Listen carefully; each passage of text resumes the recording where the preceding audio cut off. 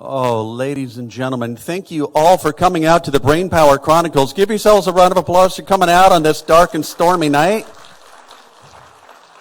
This is wonderful. I don't live here. I live in Olympia. I have never been to this campus. And is this the biggest lecture hall here? No, there's bigger ones. Oh my God, I've never done we've never told stories in a lecture hall. That's very, I dropped out of college 5 times, and now look at me. I'm leading you people. Now, if we could all open our textbooks to chapter 7, we can begin the show. Thank you all for coming. Yes, thank you. That's exactly what that was worth. Well, welcome to the 8th year that we have done this. NAMI has put this on. Yes, one after one out. No matter whether it's COVID or not, we have continued to do this. I shared my story at the first one at a little teeny Taproot Theater. Is that where it was? Then we were in the Kirkland Performance Center, and now here we are playing the Palace. And I am so glad you're here. And I know most of you are here possibly because you know someone telling, or because you're just part of this mental health world. That's wonderful. So you know probably that you're going to hear some great stories tonight. When I told a friend of mine the other day that I was going to host the show of mental health stories, he said, "Man, that has got to be the saddest show on earth." And I said, "No, man, this is great. We are going to hear some amazing stories from people who are living great lives. That's why we're telling these stories tonight, to let people know that you can have a mental health diagnosis and it's not the end of the world." And one of the things that people had to agree to get into the show, we had a lot of people want to share their stories, and the producers had to decide who had the right kind of story and all that, and everyone had to agree that when they walked on the stage tonight, they were going to be speaking from their scars and not their wounds. So you don't have to worry about us. We're fine. Your gift to us is being here and letting us know that we're not weird. Nothing wrong with us. We're not freaks. We're just living with stuff, man, like most people, actually. So your gift to us is your support and finding parking out there. I had a small mental breakdown when my parking app would not work tonight. That was really. But our gift to you is our stories tonight, to let you know that we're doing fine. And we have our ups and we have our downs, but we're good. And if you know someone with a diagnosis, or you have a diagnosis, you can be good too. It's hard work, and it takes a lot of support and a lot of work, but man, a good life can be had. So that's why we're here. This is our gift to you tonight. And we have 5 storytellers here tonight. We were going to have 6. One dropped out. She got sick, so sick. She's thinking of us in the bathroom tonight. Down in Kirkland, yes.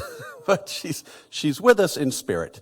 And so the producers asked me to tell a story in the beginning, to kind of let people know what you're going to hear tonight. A lot of people have never been to a live personal storytelling show. Raise your hand if you've never heard any kind of stories.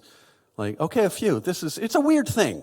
I always have to explain what it is. It's just, we're going to tell stories of things we've lived through, and they're all true, and we're all okay. So I want to share a story tonight about my dad. I didn't want to share the story that I did years ago. I wanted to share something that I just kind of realized in the last couple of weeks about stories, and also a little bit about my dad that I hadn't thought about in a long time. By the way, I know mental health, the thing about mental health stories is you think, oh my God, they're all going to be tragic. There's a lot of funny stuff in these stories tonight. Don't be afraid to laugh. Don't be afraid to gasp and clap and giggle. There's a lot of humor on this stage tonight. But one little piece of housekeeping I want to do is, at the end of the story, whoever's up here, they're going to say thank you. And that is your cue to erupt into raucous applause. So let's just practice, pretend I just finished a story and I said, thank you. Yeah. My God. I've never been on the Tonight Show, but it's got to be just like that. Okay, well, we'll start tonight with my story here tonight. It was about a week after my dad died when his wife Betty called me and said it was time to come to the memorial, time to drive up to Mount Vernon, go to the family house for the memorial. And I didn't really want to go partly because I wasn't ready to say goodbye to my dad, and partly because I am so incredibly different from the rest of my family. I feel like I just make them all uncomfortable. We're just so different. I've never really figured it out. For one thing, my dad never talked. He was one of those guys, he grew up during the Great Depression, and he was from that generation of dudes that just never spoke, and I never knew who he was. The only advice my dad ever gave me was just a few years ago. He said, "Son, don't ever get hemorrhoids." Well, you know me, always the rebel. And his wife, Betty, also very quiet, but also a neat freak. There's not a speck of dust in their house. Betty's one of those people where I would go into the living room, and just before I set my coffee cup down on the end table, she would swoop in with a coaster. You wouldn't even see her. She's like a coaster ninja.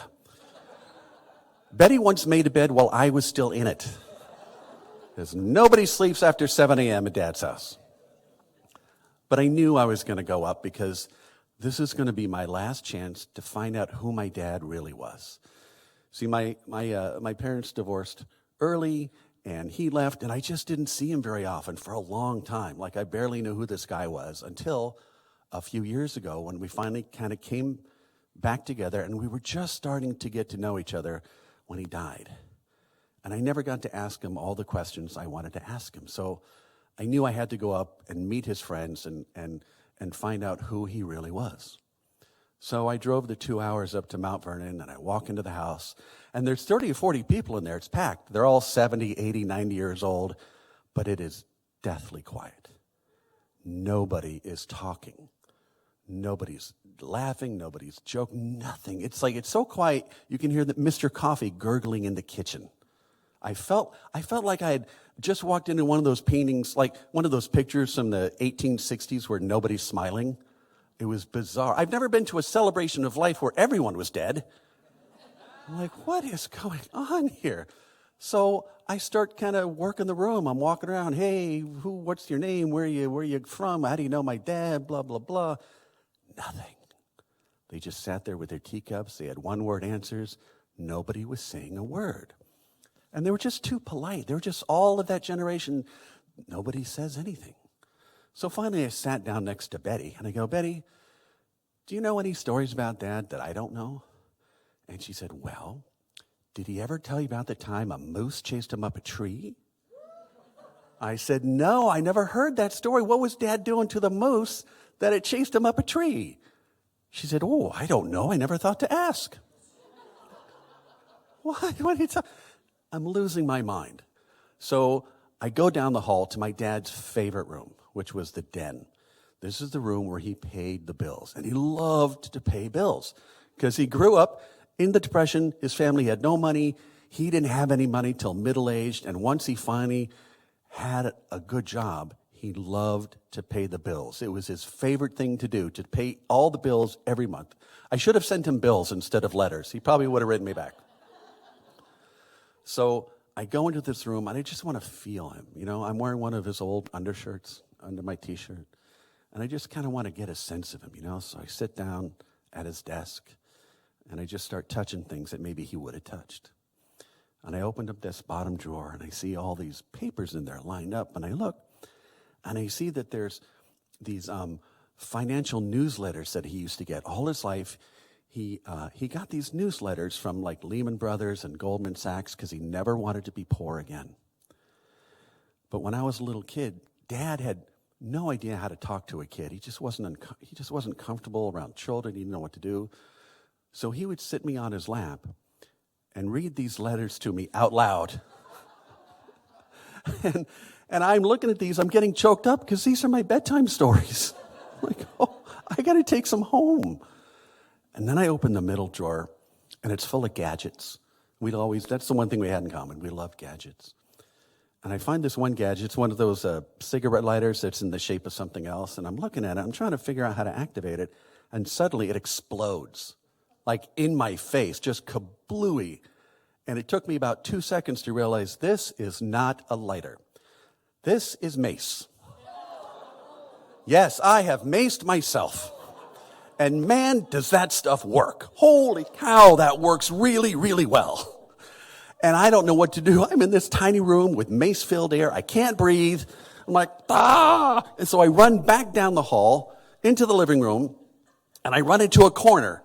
And I just stand there facing the corner, and I'm just trying to blink this stuff out of my eyes. And I don't want anyone to know what I've done. And I want to scream and cry, but I can't because that would be an authentic emotion and make everyone uncomfortable. So I'm just standing there going, oh my God, why am I... And then from behind me, I hear and I go, oh, that's Betty. And then I hear someone else go, a little cough. And then someone clears their throat. And I look behind me, and they're not looking at me. Apparently the air had shifted in the house, and all the mace had wafted into the living room. But then the most amazing thing happened. People started coughing and laughing and gasping, but then they started talking to each other. They started sharing little stories about all the silly things my dad used to say and do and all this stuff, and they had no idea that they'd been maced. They thought they were just grieving really, really hard. Like, they couldn't believe how much they missed my dad. They were just bawling, but they were laughing with each other, and they were finally telling stories about my dad. And that's when I realized why it was always so hard to get to know my dad. Because my dad never told stories. And stories are how we get to know each other. Stories are how we share our lives. When I was a little kid growing up, just me and Mom, I remember I didn't have a lot of friends, and I would look up into the sky, and I would feel like one tiny little star looking for a constellation to belong to. And then when I got older and I started telling stories and I started meeting other people who told stories, I felt like I had finally found my constellation. And the one thing that broke my heart is to know that my dad never found his constellation. But I know for that one moment in that living room in Mount Vernon, Washington, he was part of mine. Thank you.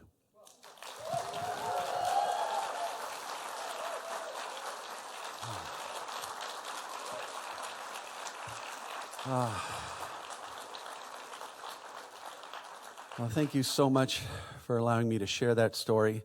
We have a wonderful show coming up. Please put your hands together and a round of raucous applause for our first teller, Carol. Carol, come on out. There she is.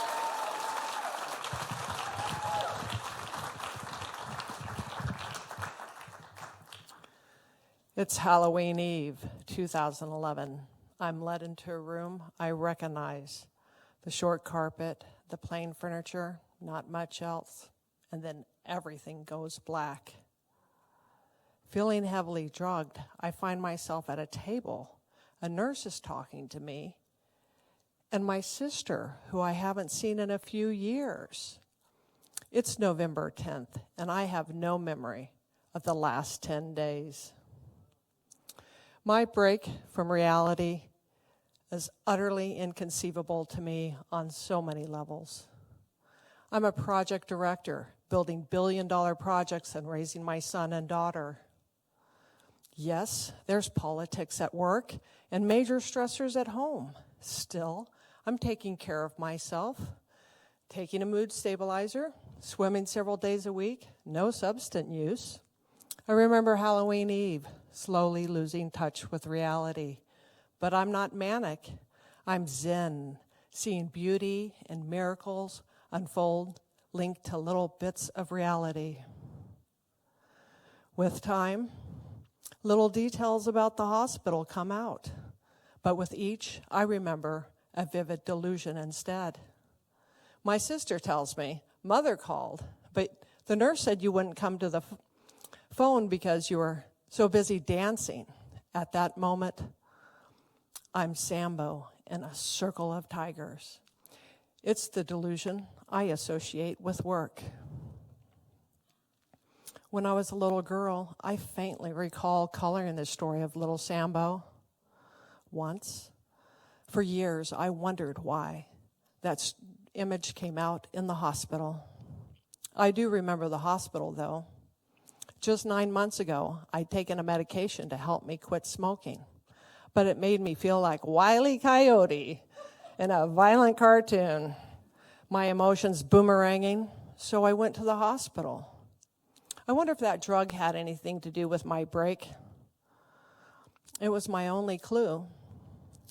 So let's rewind 18 years to 1993. I'm standing at the elevator at my first professional job at a top engineering firm. I'm feeling like a deer in the headlights. Next to me is the director of human resources. We have just come from a meeting with my manager to discuss my return to work, just weeks after being diagnosed with bipolar disorder. The HR director breaks the silence. "Carol, don't worry," she says. "You'd be surprised at how many partners on the top floor are just like you." For the first time, I realize I'm going to be okay, but now I can be great.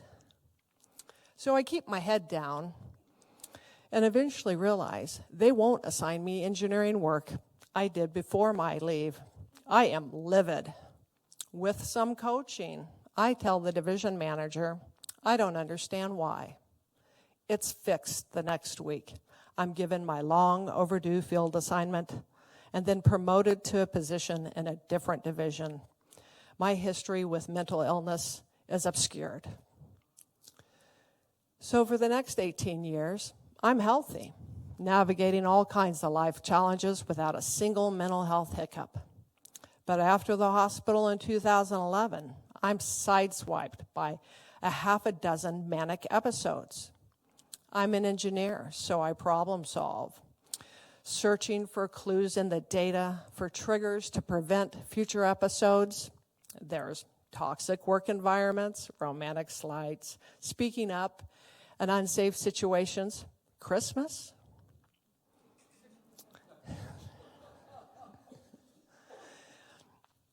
In the office, though, I am great.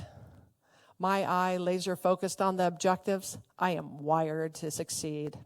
An executive says my accomplishments are rare. He talks about it multiple times in front of other people.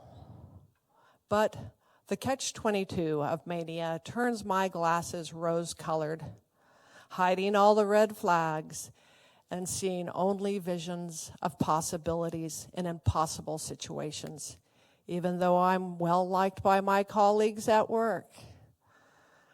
My performance stellar once management finds out about my diagnosis from absence, not incident.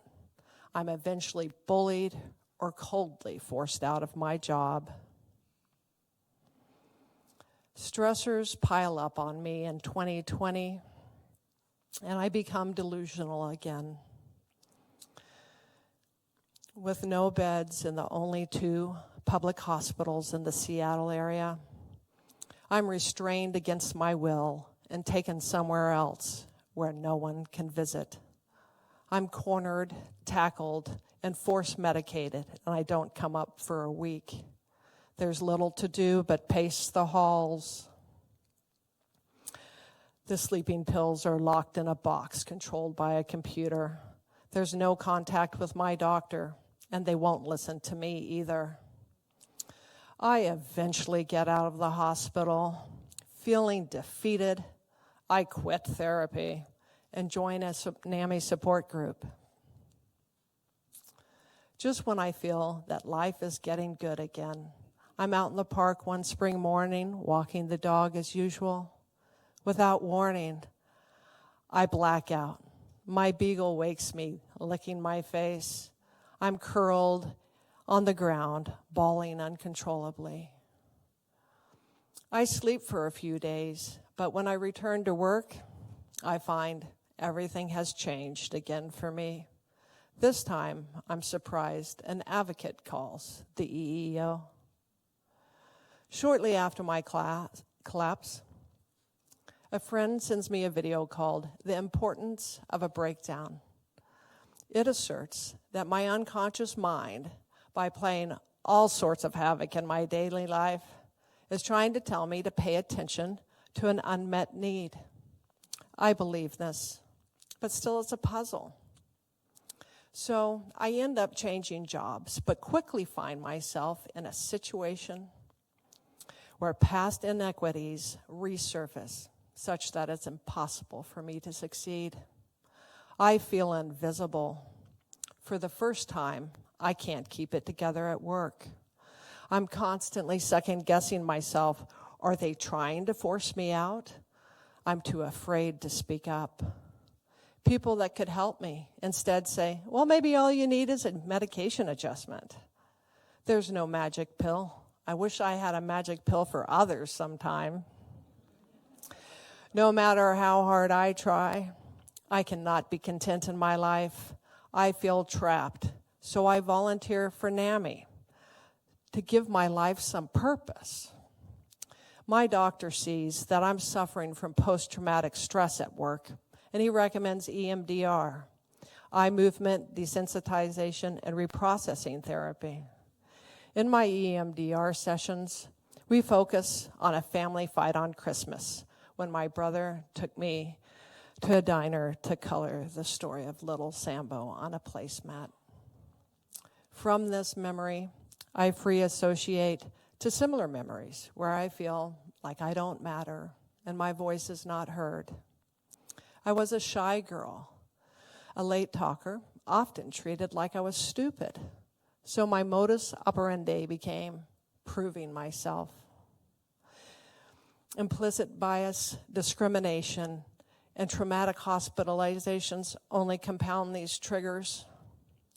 In order to cope, I disassociate and leave reality. EMDR helped reshape limited beliefs that I feel in my body around my emotional need to be seen and to be heard. Finally, I feel free. Like I had little free will before, emotionally triggered, trying to prove my self-worth by succeeding at work. What seemed impossible in times before is now my new found objective, to enjoy a balanced life, prioritizing self-care, the things I love, family and friends. Though very few people know about my episodes, they are horrific for my family. I have no memory in my psychosis and what they must endure. I've watched as both my children go through the stages of grief, losing their mother to mental illness right before their eyes. It is a confusing, tangled, heart-rending process with a tale that lasts long past the event.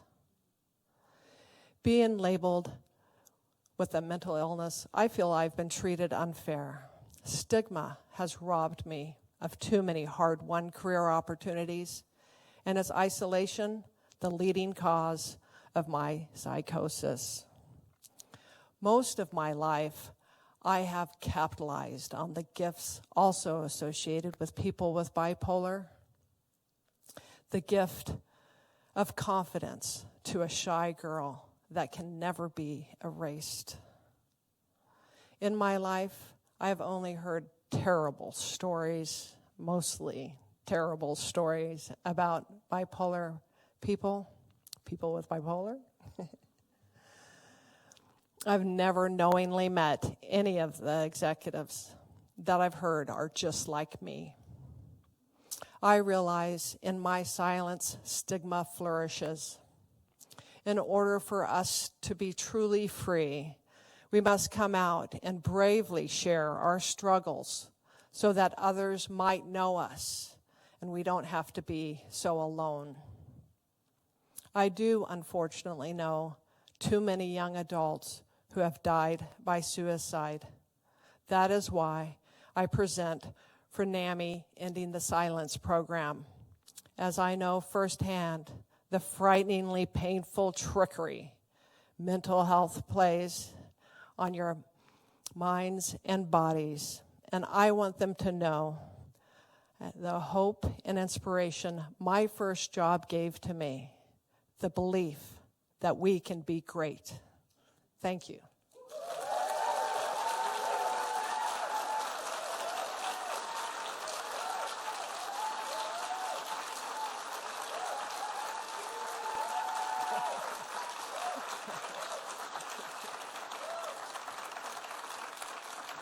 Oh, thank you, Carol.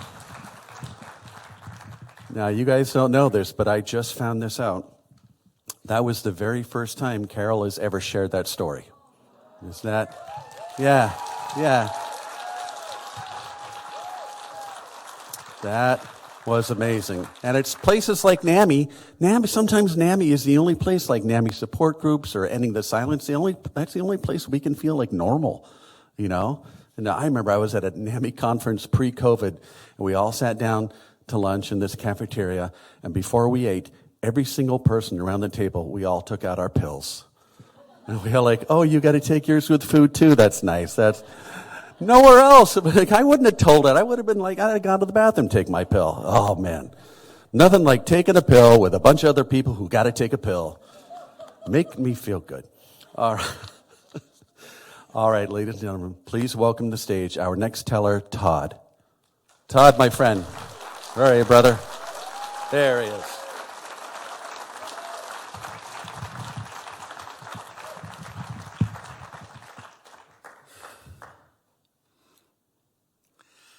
Let's go back to early 2015. And my wife, Laura, and I are in the kitchen. Laura, everybody, Laura. And as we always do, we're debriefing from our day and starting to prep for dinner. And the oldest of our 4 kids, Chad, comes into the kitchen. And he says, hey, Mom, can we talk in private for a second? Sure, buddy. We hardly ever talk in private in our house. There's no privacy. They recede into the bedroom for about 10, 15 minutes, and Laura comes back out to me in the kitchen and says, hey, honey, it's probably not good news, but Chad just said, hey, Mom, I'm hearing voices, and I'm seeing creatures run across rooftops of buildings following me home from work, and I'm really scared, and I don't know what to do. So in spite of the fact that we had great health care, we had the Cadillac insurance plan, as they called it in the day, we still, several months later, find ourselves in the emergency department with Chad on a gurney after a traumatic trauma crisis. And it's clear he's going to be admitted into the psych unit, and it's going to probably be about a week. So we're in new territory, and I'm thinking, okay, well, for this week, he's going to need his phone, probably need his Game Boy, likely a change of clothes, and he'll probably need several cans of his prized cherry, vanilla, chocolate, raspberry, cayenne, anchovy Dr. Pepper. What can I say? Love big flavor. And he turns to us and says, can you please just tell my brothers and sister I'm at a friend's house for the week? Oh, you're Stigma. I'm not sure we've officially met. And thus began Chad's journey and his battle. Fast forward to 2016. It's a January night, not unlike tonight where it's rainy, it's that cold rain that's more of a permeating mist in Seattle. And Laura is sleeping in the living room because she says I was snoring. Laura, honey, I love you. I'm trying to believe you. In my defense, I have never actually heard it. So she's awakened by a loud knock on the door just before 6 a.m. We don't get a lot of those at our house. And Laura comes into the bedroom, wakes me up, says, hey, honey, there are 3 police officers in the living room. They want to talk to us about Chad. And I thought, oh, buddy, I told you to lay off the cannabis. I told you that would not help. And we're both thinking Chad has schizophrenia, so this is kind of our lot. People with schizophrenia, they just get in trouble. That's how it is. So we walk out into the living room, and the police officer says, Mr. and Mrs. Crooks, I'm afraid we have Chad.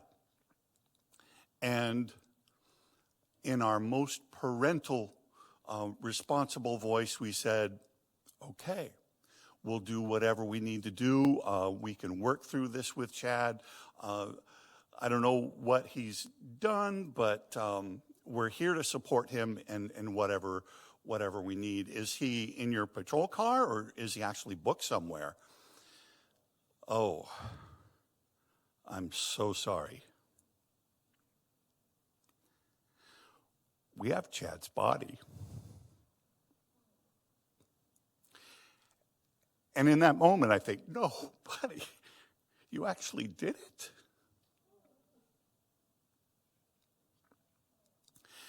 And it slowly became real. In the days to follow, our living room was transformed. Not wanting to do anything the easy way, Laura gathered all of the twin mattresses from around the house and carpeted the living room floor with them, so that Chad's younger brothers and sister could sleep in the living room floor as we slept on the sofas. That way, we could reach out, touch them, we could hear them breathe, and we knew we were together and nobody could escape. And in those days to follow, our front door was a revolving door of friends and family, of flowers and food. So much food. Not complaining. And we were shown tremendous love, tremendous mercy, and, of course, we were also told we didn't pray hard enough. That's okay. And as time went on, I remember feeling this odd sensation of a loss of time. The only way to describe it is if you could imagine Grandma coming over to visit yesterday, and you're thinking back to that moment where Grandma was here yesterday, but for the life of you, you couldn't pinpoint whether that was yesterday or a week ago from yesterday. These emotional crashes came with relentless frequency. There were a lot of tears, and tears became a very familiar sensation. And sometimes, frankly, I would just let them hang there for a while. And as we moved through all of this, we started talking to people, and we determined pretty quickly that we wanted to try to help. So we moved forward with some ideas that after a lot of conversation in the community became Chad's Legacy Project, that was conceived in the beginning of 2017. And we went to work to try to ding away at stigma. We went to work to try to ding away at the silos that geographically and organizationally locked innovations from busting out of those boundaries and into a statewide model. We went to work to try to involve empathy into the care coordination of mental and behavioral health. So Chad left us a note, and to paraphrase his note, he said, "I'm sorry this disease has taken my mind," and he saw no prospect for recovery or hope. The last thing that he wrote in the letter was, "I love you, Chad." So where does hope come from today? I am so excited about what is happening right now. And we are blessed to have incredible partners to work on a number of things. We created mentalhealthinstruction.org, and it stands to eliminate stigma on a generational level by making it easy for a teacher to find mental health literacy curriculum online that is vetted and trusted. One place, one comparison, and they're done, unlike it was just a few years ago when it was a 45-minute Google search with no results. We created the Washington State Mental Health Summit that brings payers, providers, legislators, philanthropic organizations, nonprofit organizations like NAMI, all together in the same room to help these innovations bust out of their silos and turn into a statewide model. And a lot has happened as a result of that over the last 7 years. The next summit's coming May 13th. Will be just as impactful, if not more.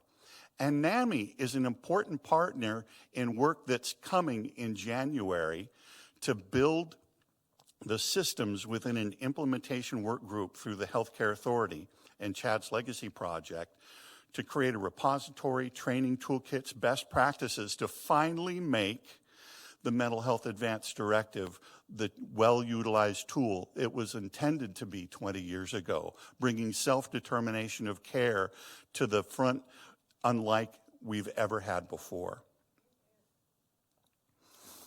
Grief is a strange thing, and it has sent Laura and I and all of our supporters and all of our partners on this incredible journey.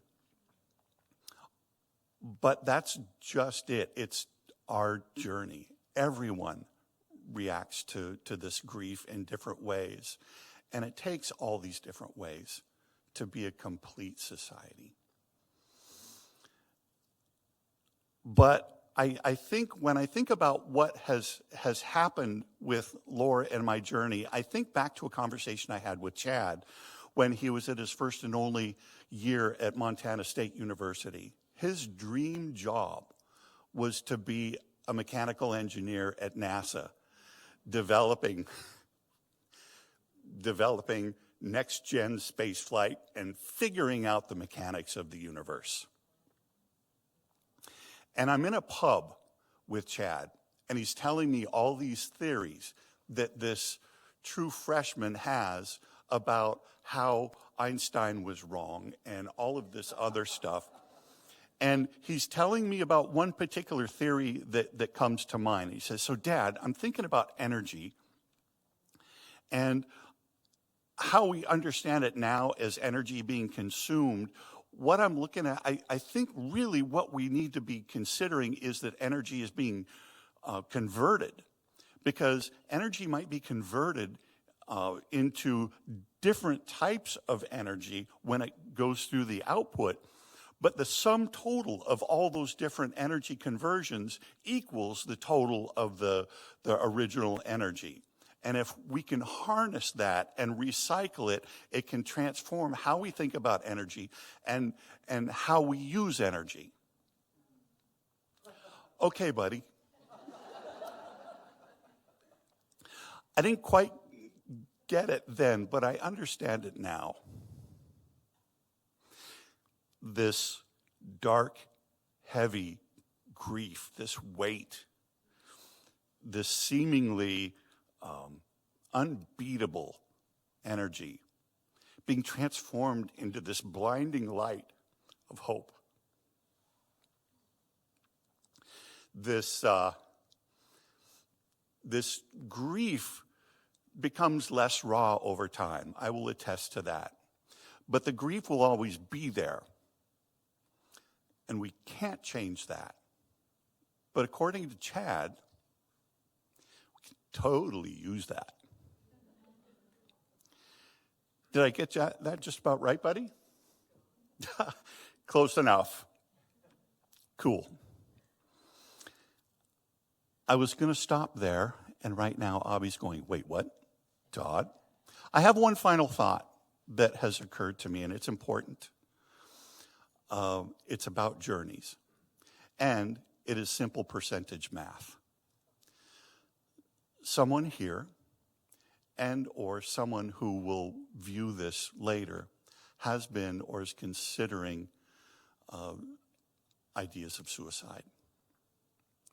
And I would speak to you personally to say your journey is every bit as important as hers, as his, as Laura and mine. Every bit as important. And I would ask you to mark your journey as one that is a transformational beam of light for people who follow you, because there will be people following you with the same ideas, but if they have you to look at, then you will have succeeded and you will have become a hero. Join NAMI. Join Pierre Washington. Don't quit. Keep fighting. Thank you.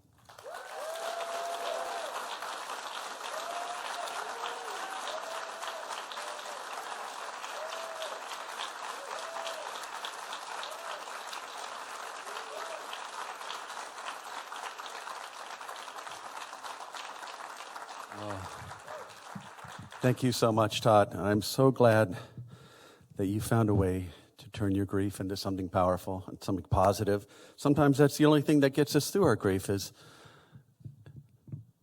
to go out and be of service to someone. And the best way to become that beam of light sometimes is to just walk outside your door and help someone. And so thank you for all that you've done for us and everyone who has come after Chad. And I know Chad is very proud of you tonight. And thank you. And before we're at the halfway point of the show, and before we go any further, we have Representative Tina Orwell here, and she has a few words to say to us. So come on up, Representative. Or there you are. I didn't know where you were. Come on up.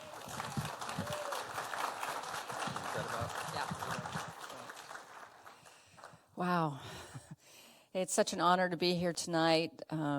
I must confess, I've been in this room. I was an undergraduate, and I took my Psychology 101 course here, so it brings back a lot of memories. Wow, my heart is just heavy, and, why are we here? If you're like me, your life has been touched by mental health. And, I think back to when I was a kid, and I feel like you described my dad earlier, actually, in your description. My dad, who was the most organized man I've ever known, he had served in World War II, and so part of my job was to buff all of his shoes. That was my first job, and they had to be perfectly lined up in his closet. And then I had to clean all the ashtrays, which was probably not good for a kid with asthma, but I did it. But there's two things he would never talk about. He never talked about his service in the military, and he never talked about his dad. And it wasn't until years later that I learned he had taken his life by suicide. And sadly, that was the first lesson I learned about mental health, is that you don't talk about it.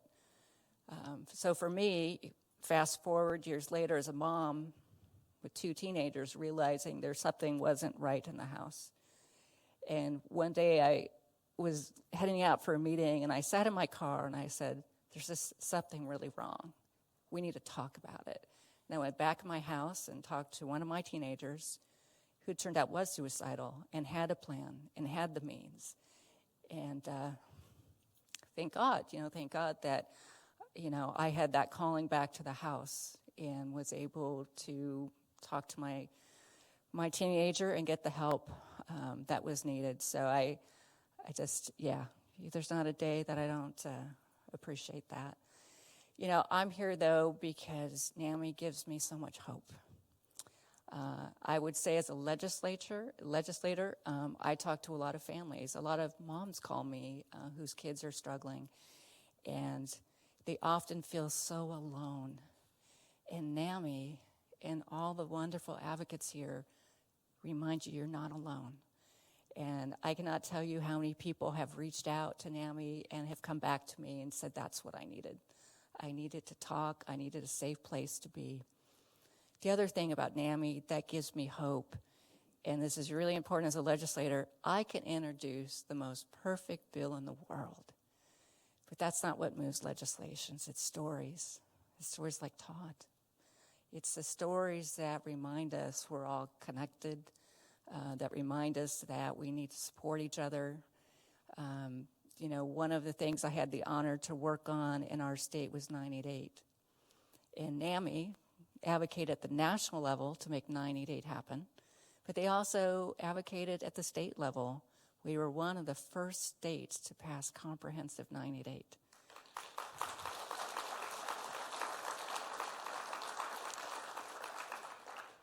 And, we also got the fee, and the fee allowed us to triple the call centers. It allowed us to have the first native and strong line in the country.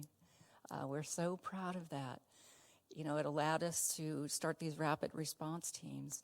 And one of the things it allowed us to do was to co-locate some of our 988 staff at 911 so we could start moving hundreds of calls. And one of the things we learned, one is they all have very difficult jobs. They have very difficult jobs. And they had been doing a survey around 911 operators and found that 25% of them were suicidal. And so it was, again, having 988 and having that co-location can support people doing this difficult work. The other thing that I'm really proud of with NAMI, the final thing I will mention, is that I think all of you know, we had a system that often causes trauma to people in crisis. And this is that moment in time where we can create a system that's welcoming and trauma-informed and supportive. And, we're starting out. I know we have a long journey ahead, but we are trying to create these receiving centers. We're trying to get rapid clinical response. But really, it's having NAMI and all of you at the table to tell us this is the system we want, we need, and we deserve. And so I am proud to be here tonight to support NAMI and ask all of you to support them as well. And I know it takes resources to do the work they do. And so I would just ask if you can to really make a difference tonight, because I know they've made a difference in my life and so many in our state. And I just want to say thank you.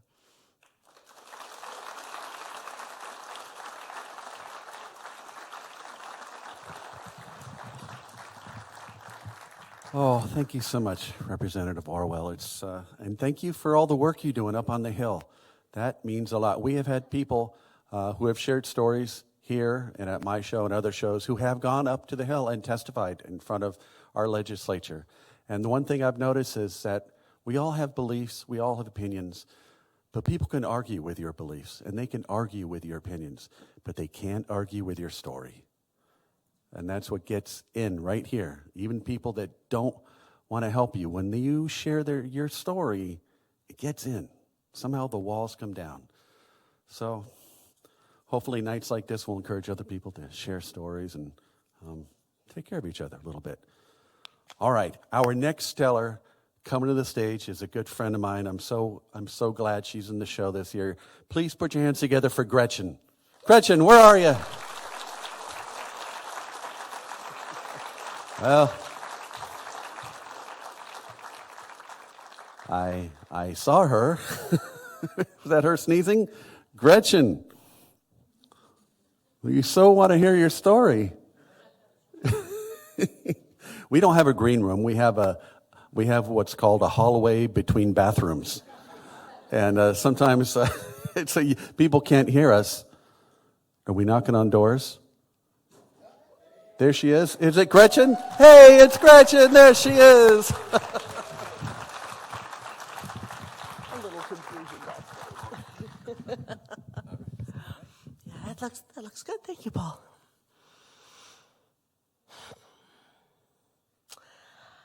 I am, gosh, I hate to say this actually, retired. The word just doesn't seem to really fit me very well. So what I usually say to people is, I no longer work full-time for anyone. I do, however, work part-time. I am a standardized patient for the University of Washington Medical Center. Somebody knows what that is. But if you don't, you're not alone. We SPs, as we call ourselves, are a group of actors who are hired by the medical school to play patients so that the young doctors and nurses and physical therapists and pharmacists and social workers in training can work on their patient communication skills. Now, it's really fascinating work for an actor because it's part scripted and it's part improvised. We do real cases, and we are there to provide the most authentic patient experience possible. I bring this up because not so long ago, I spent a day playing a woman who had gone to her local health clinic to do an intake interview with a social worker for her depression. After spending 8 hours in this patient's headspace, I had to remind myself that the feelings I was having were hers and not mine. Because you see, I was going to say suffered from, but I don't like that phrase. I don't like battled with either. Let's just say I have lived with depression for more than 40 years. So I didn't need a script to tell me what someone might be feeling when they went to their local health clinic to try and do an intake interview. Life experience is an excellent teacher. Now, the thing I find challenging about my depression isn't just the low feelings and the lethargy and the occasional suicidal ideation. It's the fact that my depression is not situational. It is persistent and permanent. And I get to choose whether I want to do anything about it or not. I think the first episodes that I experienced of the real depression probably came about in my high school years, junior and senior year, because during that period of time, I was feeling very down, but also my family was being forced, thanks to my father's job, to move across the country, not once, but twice in the space of 2 years. So I was losing my friends, and I was losing my school, and I was losing my social network, and well, of course, I was feeling down. I mean, once the move settled down, I'd spring right back, right? And I did, for a while. But I didn't realize that what I was experiencing was masking something that lay much, much deeper. Now, during my college years and my graduate school years, my memories of my depressive episodes are kind of fuzzy. Actually, it's only the memory that I have of something that happened years later when I was in the middle of a really nasty breakup. And the therapist I was seeing at the time said to me, you might benefit from some medicinal support. Antidepressants? Me? Really? Well, I'm not bouncing back. Okay. And so that began my years-long love-hate relationship with medication. Now, the pills helped, don't get me wrong. I did feel better. I just hated having to take them. I kept thinking, what is so wrong with me that I can't just get over this? Just throw off my negative feelings and have a good cry and get on with life. Yeah. So, every now and again, I would go off my medication.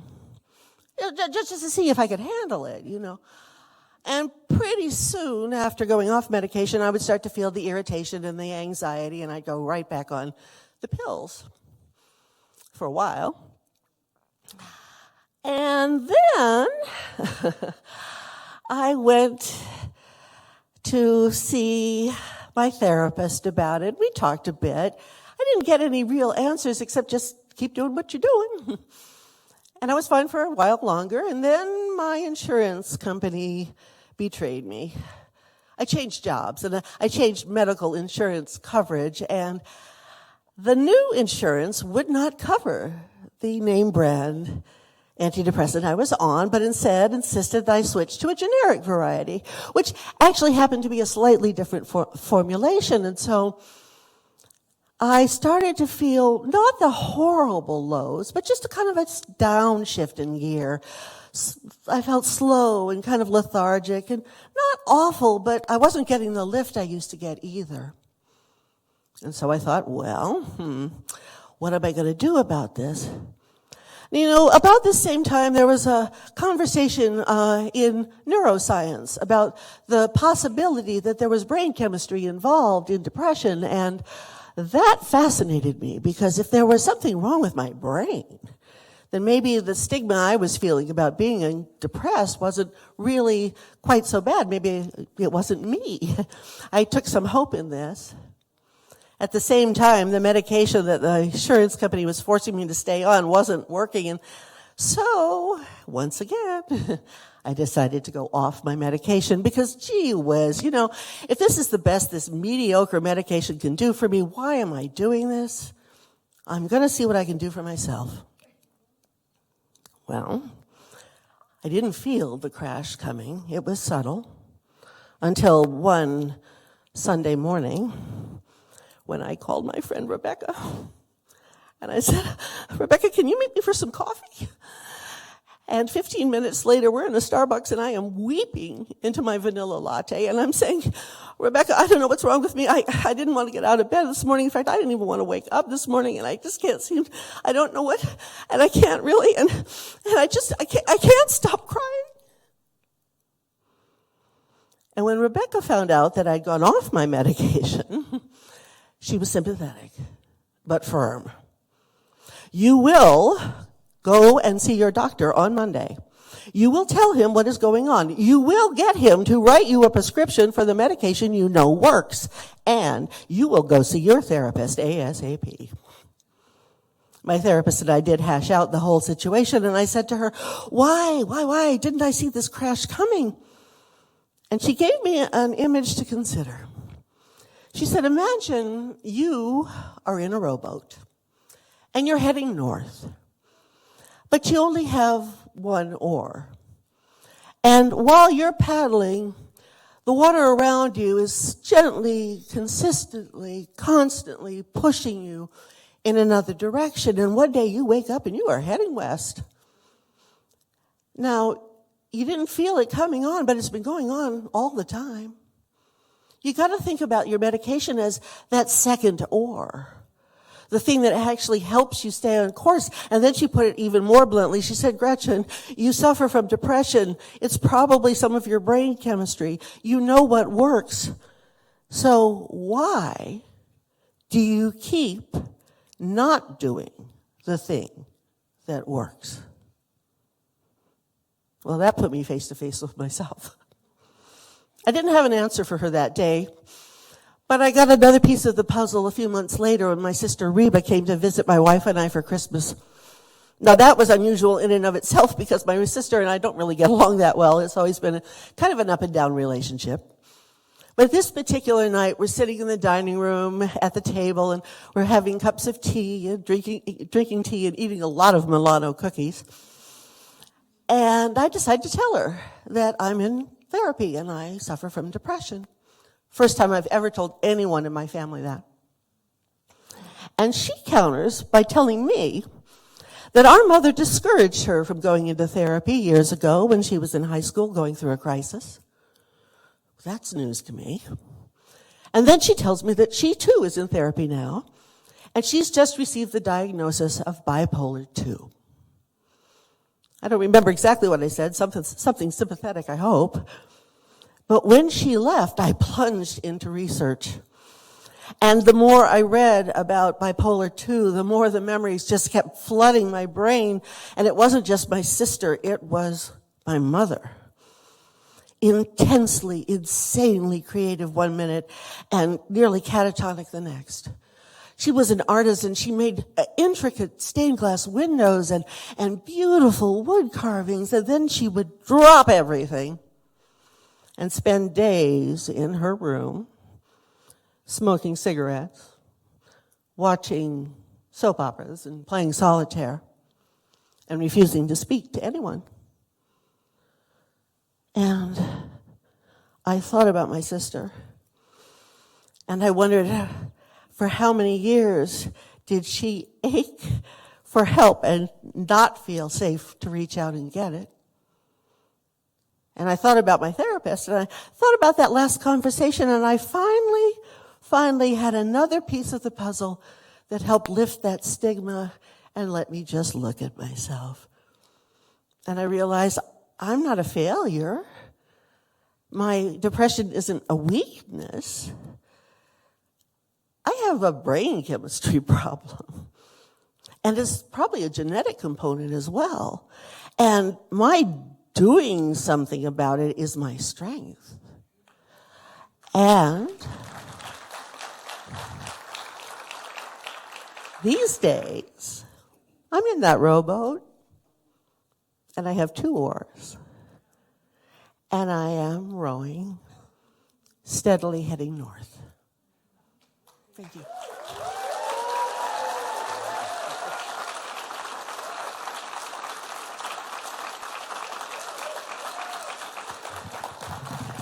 Oh, thank you so much, Gretchen. Ever since I heard that story, whenever somebody even mentions antidepressants and they talk about, only weak people need those, I tell them that image. It's just the second oar, man. You don't make fun of somebody, you're not weak if you only have one oar. It's crazy. And am I the only one who did not know that generic medicine is not exactly the same? Is it, what is that? How did that? I remember when I was a kid and my mom would buy the generic Cheerios. Yeah, Toastios. And try to tell me it was just the same. No, it sucked. Toastios suck, man. Raisin Bran, one raisin, all bran.